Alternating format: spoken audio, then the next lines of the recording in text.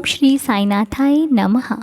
Good morning, Sai morning, शुभ गुरुवार, happy Thursday. आइए मिलकर आज गुरुवार का दिन शुरू करते हैं। सबसे पहले तो मेरे पूरे परिवार को गुरुवार की बहुत सारी शुभकामनाएं। आशा करती हूँ कि आप लोग स्वस्थ और मस्त होंगे। और आज का दिन हमारे लिए बहुत स्पेशल है, बहुत ज़्यादा स्पेशल है। तो चलिए, सबसे पहले तो आपका फेस मुस्कुराता हुआ होना चाहिए, क्योंकि आज गुरुवार है। अब मेरा मतलब कहने का ये नहीं है कि गुरुवार को ही मुस्कुराना है, हर दिन मुस्कुराना है, लेकिन हम बात आज की कर रहे हैं। आपने मुस्कुराते हुए आज के दिन को शुरू करना है ना जी। तो चलिए, सबसे पहले अपने फेस को स्माइल करता हुआ देखिए खुद को, और बाबा को निहारिए। बाबा को देखिए कितने प्यार से आपकी तरफ देख रहे हैं। ऐसा लग रहा है यूँ कहते हो कि बोल तुझे क्या चाहिए, बोल तुझे किस चीज़ की कमी है। बाबा अगर सच में बाबा बोलते हैं ना, तो बाबा आपको ये बोलते हैं कि तुम परेशान मत हुआ करो, तुम रोया मत करो। तुम्हें क्या लगता है सिर्फ तुम दुखी होते हो? नहीं, जब तुम्हारी परिस्थितियाँ सही नहीं होती तो तुम्हारा साईं भी तुम्हारे साथ साथ दुखी होता है। बस विश्वास कम होने के कारण तुम उसे फील नहीं कर पाते। इसीलिए दुख सिर्फ और सिर्फ हमारा ही नहीं होता। जब हम अपने भगवान से जुड़ते हैं ना, तो वो उसको हमारे साथ झेलते हैं। ये सच बात है, बहुत सारे भक्तों ने फील किया है। कई बार हमारा ही कष्ट भगवान अपने ऊपर ले लेते हैं हमें बचाने के लिए। हमें कहीं चोट ना आ जाए, इसलिए उस चोट को वो कम कर देते हैं। लेकिन ये वही समझ सकता है जो अपने मालिक से सच्चा प्रेम करता है। हम जब प्रार्थना करते हैं ना, तो सिर्फ प्रार्थना ही नहीं, वो भगवान से की गई हर एक बात होती है। एक एक शब्द हमारा भगवान बहुत ध्यान से सुनते हैं, क्योंकि वो प्रार्थना को स्वीकार करते हैं। आपकी जो श्रद्धा और भाव होता है ना, भगवान उसे स्वीकार करते हैं और आपको सुख देने का पूरा पूरा प्रयास करते हैं। इसीलिए कभी भी दुख आने पर अपने भगवान को दोष नहीं देना चाहिए, क्योंकि वो तो दुख में भी हमारे साथ होते हैं। अब जब हम अपने भगवान को अपने घर में विराजमान करते हैं, तो सुख में भी वो हमारे साथ होते हैं, दुख में भी वो हमारे साथ होते हैं। हमें कोई दुख आता है तो हम अपने घर के मंदिर में जाते हैं ना, बैठते हैं ना, कहते प्रभु ये क्या कर दिया। तो वो सारी बातें वो सुनते हैं। इसीलिए ऐसी कोई भी परिस्थिति नहीं है जहाँ पर आप अकेले होते हो। हमारे बाबा हमेशा हमारे साथ होते हैं। इसीलिए तो ये गुरुवार का दिन हम अपने साईं को शुक्राना करके बिताते हैं कि प्रभु, मैं जानती हूँ या फिर जानता हूँ कि आप हर पल मेरे साथ होते हो, और आपकी कृपा से ही तो हम हर दिन प्रार्थना कर रहे हैं। ये किसी चमत्कार से कम है क्या? ये किसी लीला से कम है क्या कि हर दिन हम प्रार्थना के साथ शुरू करते हैं, आपका आशीर्वाद और आपकी आज्ञा लेकर के शुरू करते हैं।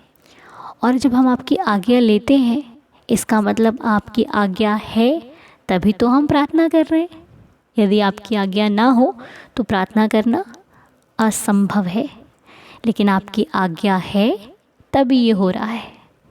ज़िंदगी में खुशी है, आपकी कृपा से है। मैं खुश हूँ, आपकी कृपा से हूँ। मैं स्वस्थ हूँ, आपकी कृपा से हूँ। यूँ तो ज़िंदगी में बहुत सारी तकलीफ़ें, लेकिन हर एक तकलीफ़ पे भारी पड़ता है मेरा साईं। मुझे कोई परेशान करे, लेकिन संभालने वाला हर दुविधा को ख़त्म कर देता है। इसीलिए कभी भी मन विचलित होता है तो बाबा का नाम लेने बैठ जाते हैं। कभी भी मन परेशान होता है, साईं साईं साईं साईं पुकारने लग जाते हैं। जो परेशानी होती है ना, वो 80% से मान लीजिए सीधा 30 पर आ जाती है। ये सच मेरे साथ फील की गई बात है।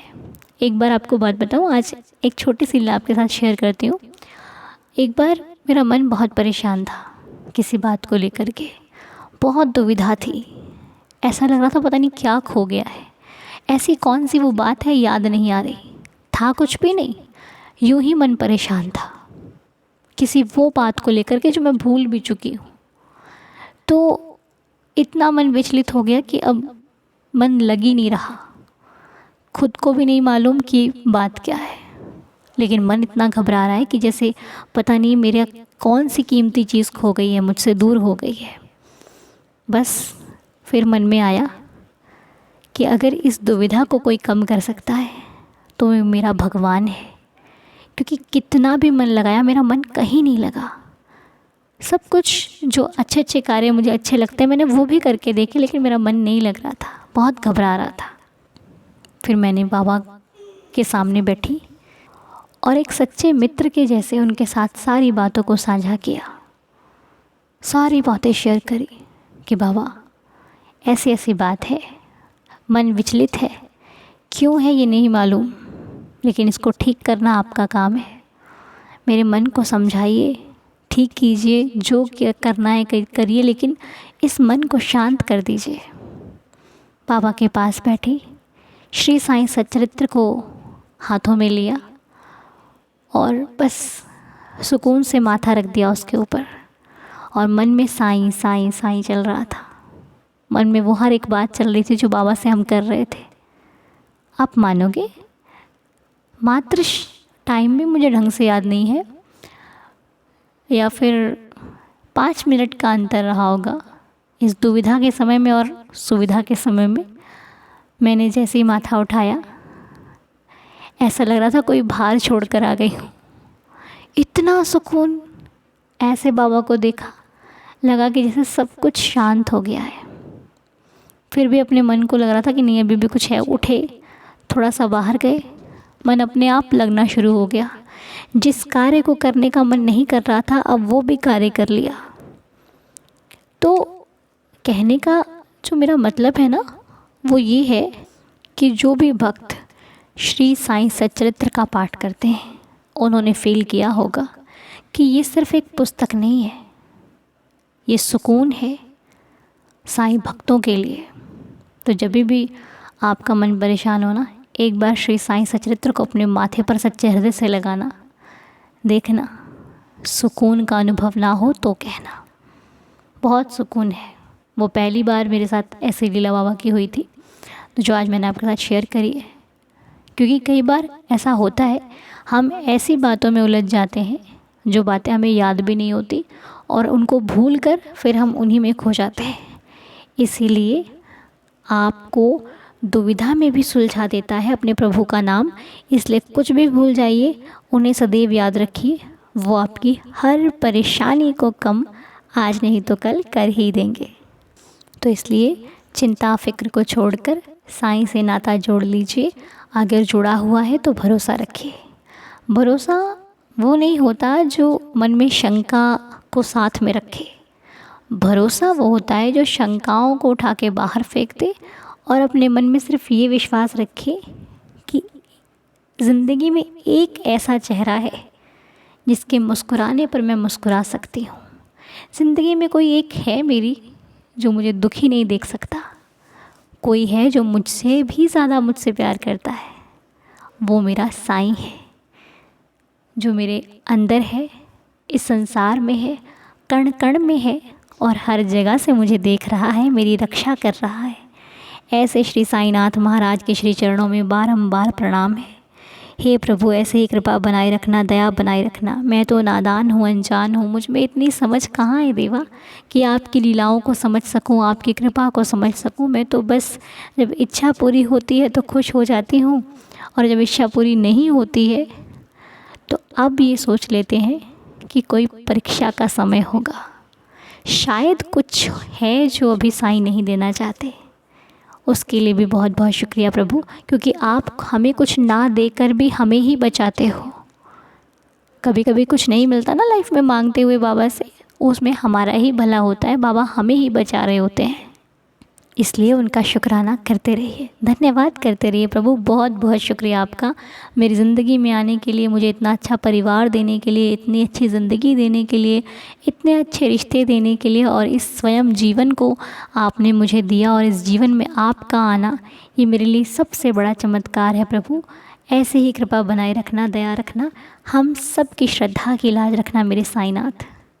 तो जैसा कि आज गुरुवार है, आज आपको संकेत का वीडियो मिलता है हर गुरुवार को, लेकिन आज किसी कारणवश वो संकेत का वीडियो नहीं आ पा रहा है, जिस कारण से हम उस वीडियो को कुछ दिनों बाद आपके साथ शेयर करेंगे। और आज आपको लीला सुनाते हैं, भक्त के द्वारा बताई गई। तो लीला है प्रीति जी द्वारा बताई गई है। प्रीति जी लिखती हैं, ओम साई राम अनु जी। अनु जी, पहले तो मैं ये कहना चाहूँगी कि आपकी आवाज़ बहुत अच्छी है। आपकी प्रार्थना सुनकर मन में बहुत शांति मिलती है। आपका बहुत बहुत धन्यवाद है, आप सबके लिए इतना करते हो। और ज़्यादा ना कुछ कहते हुए आज मैं आपके साथ अपना एक अनुभव शेयर करना चाहती हूँ, जो आज ही हुआ है। मैं रोज़ शाम को बाबा का नाम लेकर उनको याद करके सोती हूँ। आंखें बंद करती हूँ तो उनकी तस्वीर आ जाती है। कल रात को जो वस्त्र पहने मैं बाबा को देखी थी, वही वस्त्र आज आपकी प्रार्थना में बाबा ने पहने हुए थे। ये देखकर मन में इतनी खुशी हुई और लगा कि आपसे शेयर करना चाहिए, इसीलिए शेयर किया। एक लीला मैंने पहले भी शेयर की थी, आई नहीं थी।